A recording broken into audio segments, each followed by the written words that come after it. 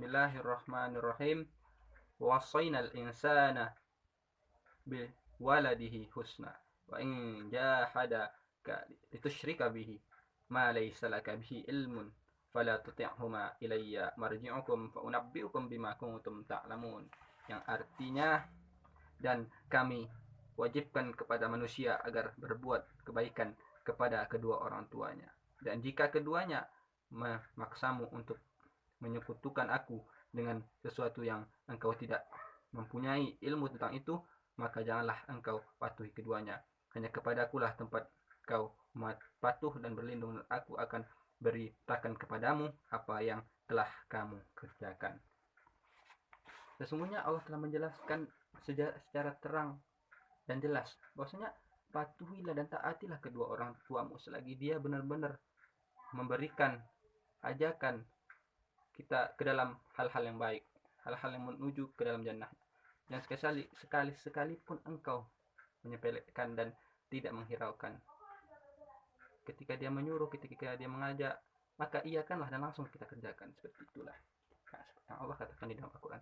Tapi jika dia melakukan pelanggaran atau ajakan yang menuntut kita jauh daripada ajaran Islam, ajaran Allah Subhanahu wa taala, maka tentanglah dia dan kau ikuti Allah Subhanahu wa taala. Dan ada juga hadisnya yang berbunyi, ayul amali ahabbu ila Allah, qala salatu ala waqtiha, qala summa ayya, qala summa birrul walidain. Nah, qala summa ayya, qala jihadu fi sabilillah, qala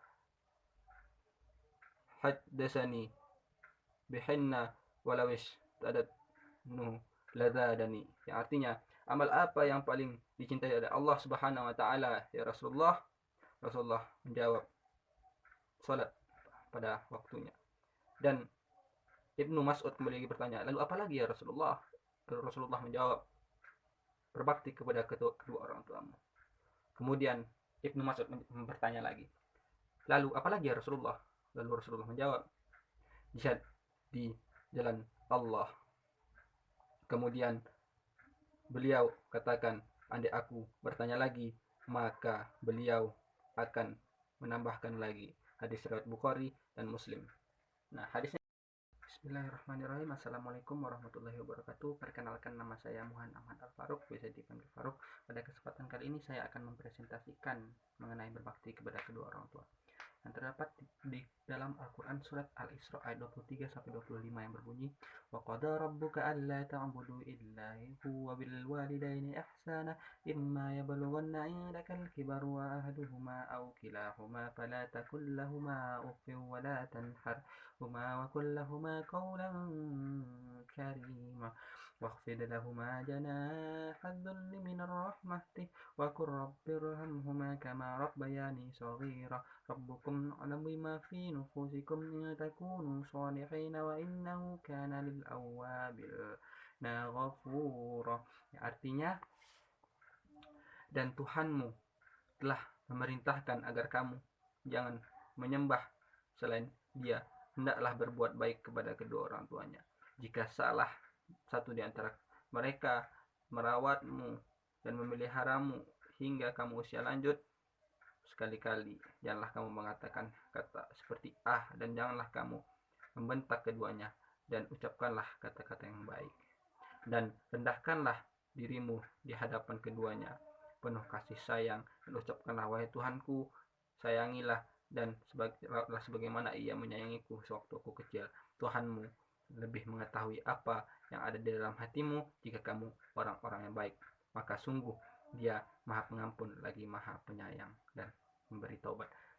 Pada zaman dahulu, sama Rasulullah, ada seorang pemuda yang bernama Uwais Al-Qarni. Ia seorang pemuda yang sangat sayang kepada kedua orang tua.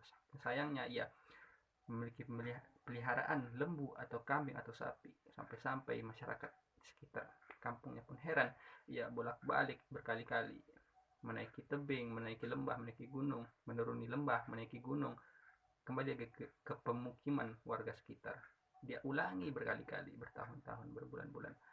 Demi apa? Untuk apa? Dia ingin menguji kekuatan dan mentes kehebatan fisiknya seperti apa sih, agar ia dapat menggendong kedua orang tuanya dari rumah hingga ke Baitul Haram. ke tanah suci. Seperti itulah. Tapi Allah telah menjelaskan tidak akan terbalaskan. Nah, ini menyatakan dalam kata lain bahwasanya seperti apapun kita memberikan pengorbanan kepada orang tua kita, khususnya kepada ibu, tidak akan terbalaskan. Jadi seperti itu. Dan Allah juga menjelaskan di dalam Al-Quran surat Al-Ankabut ayat Muslim. Nah, hadisnya dari Bukhari dan Muslim sungguh sahih dan lagi mensahihkan. Kita patut untuk menaati, mengikuti ajaran dan anjuran yang disampaikan Rasulullah di dalam hadis ini. Maksudnya dijelaskan dengan terus terang.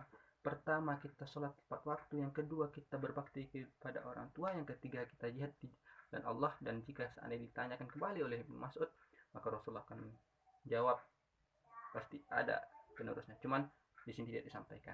Jadi di sini menandakan bahwasanya berbakti kepada orang tua merupakan amalan kebajikan yang tinggi dan wajib kita kerjakan selaku anak pemuda, anak seorang muslim Islam. Kemudian ada juga lagi hadisnya yang berbunyi, ala unabbiukum bi akbaril kabair salasah qalu bala ya Rasulullah qala isyrik billah wa aququl walidain.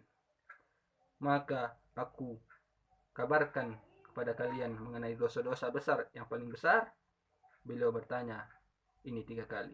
Para sahabat mengatakan, tentu hai Rasulullah.